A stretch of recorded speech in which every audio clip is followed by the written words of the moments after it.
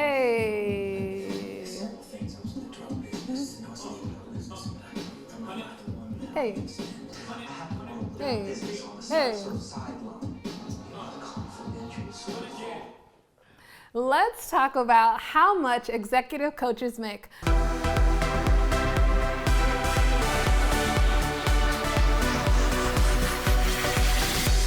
I'm LizJSimpson, founder of the Big Money Movement, accompanied by my co-host, Cheryl Parks. Hey, Cheryl. Hey.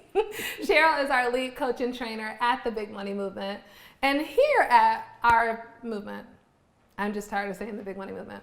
And we have the distinct pleasure of leading a movement of thousands of women entrepreneurs all around the globe who work with corporate clients. And our mission is to empower women entrepreneurs to consistently close six-figure corporate deals. That being said, because goodness gracious, that's a mouthful. It's a lot of money and it's a mouthful. Yes. That being said, we have so many women who are executive coaches in our program. Mm-hmm. I'm someone who loves doing research and looking at statistics. So when we looked at the statistics, salary.org said that the average executive coach makes $82,000 to $139,000 a year. Mm-hmm. Which sounds like some small money for us to me. We're going to talk about why. But before we get into why that range means that a lot of executive coaches are leaving money on the table, before we get there, do you want to kind of shed some perspective on what an executive coach is from your perspective? Yeah, from my perspective, really, so clearly there are leadership teams and executives around the world that need to, I'm just going to say it short, level up. And they really need to understand some of the areas where they're, and I love this term, I heard it from someone, their blind spots are. Right? So if you've been an executive for quite a while, you may have some blind spots. The world is changing all around us. And so really executive coaches are there to help with your blind spots and to allow you to level up your performance and the performance of everyone around you. Absolutely. Yes. And you could have so many different niches in serving executive coaches. I think that's pretty generic all on its own, right? When we think just even the concept of executive coaches, I mean, that's such a generic description because there's so many different niches that you can be in. You might be coaching on leadership. You might be coaching on performance. There might be mindset, challenges that you're coaching executives through or forecasting. Like there's so many needs. Essentially an executive is a leader of an organization, which means that there's so many needs that they might have. Yes. Okay, so with executive coaching, what might an agreement look like? So when we talk about like service delivery, do you mind kind of shedding some light? Because we have several executive coaches and there's just so many different business models that we see. Yeah, so typically in any coaching scenario, you really want to understand the transformation that you're providing and the outcome. Right? So say that again. Yeah. Say it again. The whole premise of this is to get a transformation and an outcome. So of course you want to look to see what your buyer or your client is looking for because that's the key. That's where their return on investment comes from.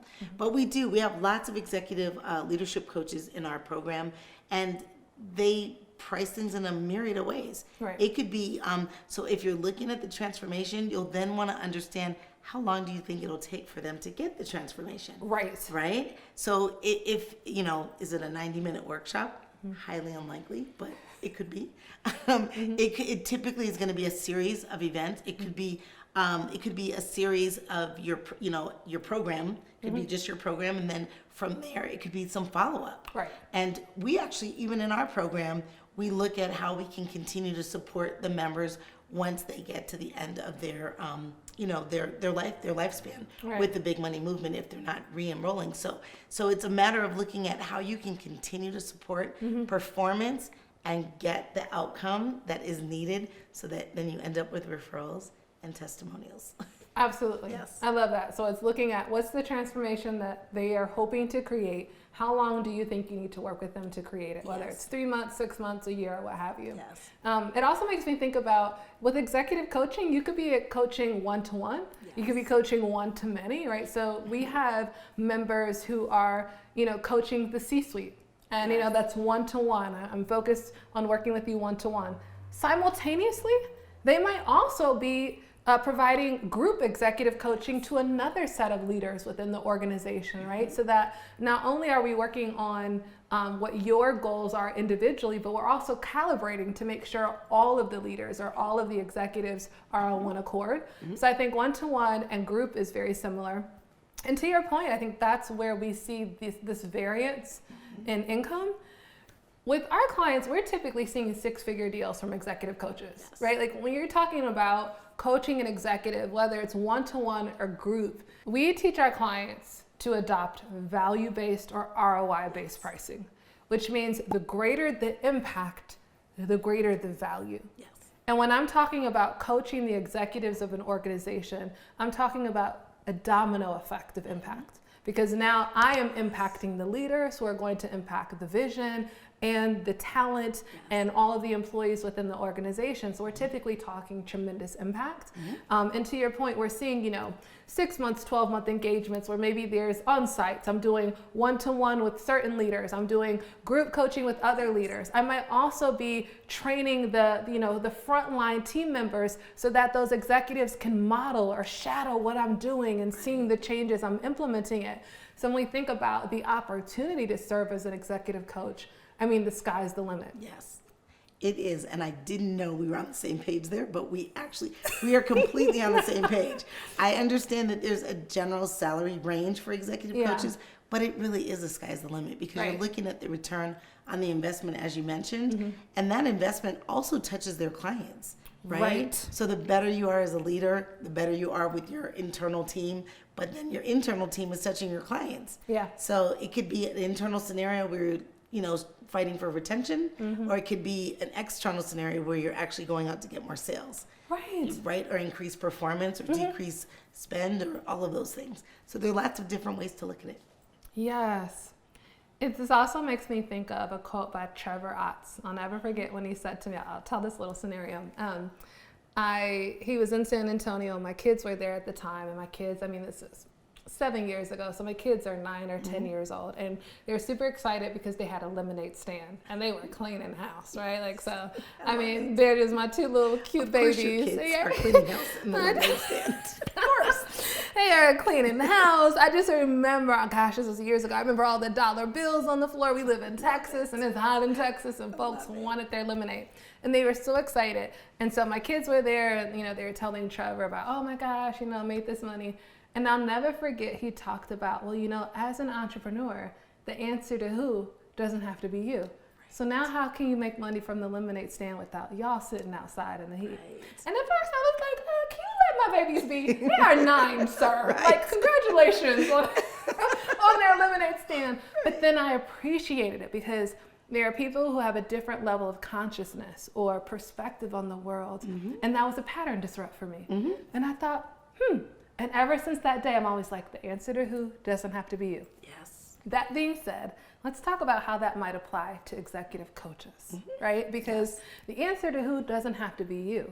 And you are going to hit a ceiling if all of the executives you coach have to interact with you.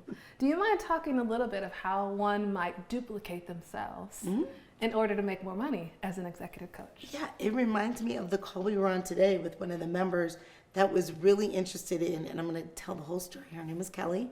She's doing fabulously, and she is in the process of writing a book, which will actually be out in, I believe, this fall.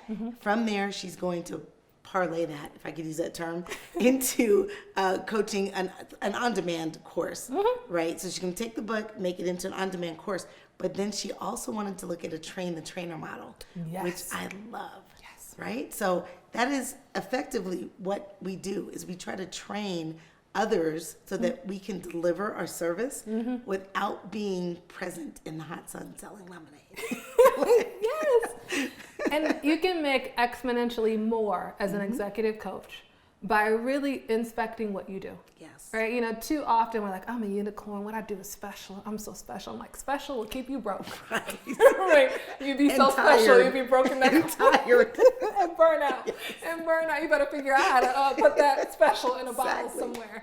But looking at, okay, if I'm able to create massive impact as an executive coach, what is it that I'm doing that's creating that impact? Right. Is it the questions, the situational knowledge? Do I have a framework? Is it the time? What is it that is creating this impact? And then how can I systematize it? Right.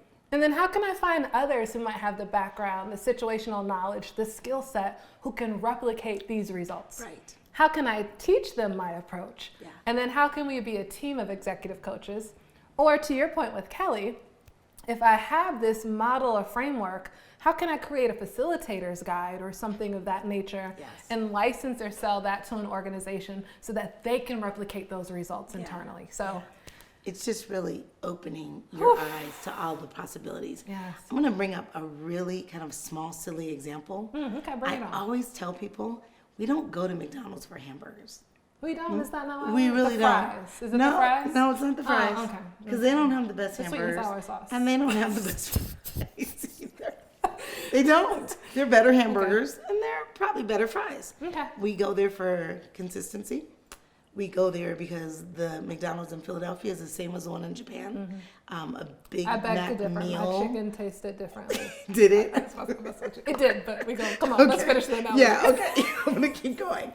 We go there for value. We go there for convenience. Yeah. We know that it's gonna take 6.10 seconds to get out through the drive-through, right? Yeah. We go there for a lot of things. We go there because they are actually the #1 real estate company in the world. That part. Not the #1 hamburger maker in the Exactly. world. And so if you look around you, just for inspiration, there are lots of places that you see exactly what we're talking about, where someone has taken a process, scaled it, automated it, trained everyone to do something similar, whether it's as simple as McDonald's or even more premium. But that's the nature of what we're talking about. And it's those topics, the unsexy topics, that are the topics that break the ceiling. While others are making $82,000 to $139,000 a year, our clients are making that per client. Yeah, Right? Innovation. I love it. With that being said, I know you want that juice. I know you want that secret sauce. How do you attract corporate clients? Stay tuned. We got love for you. Click the next video. We're going to dive into that right now. Hurry up, hurry up, hurry up.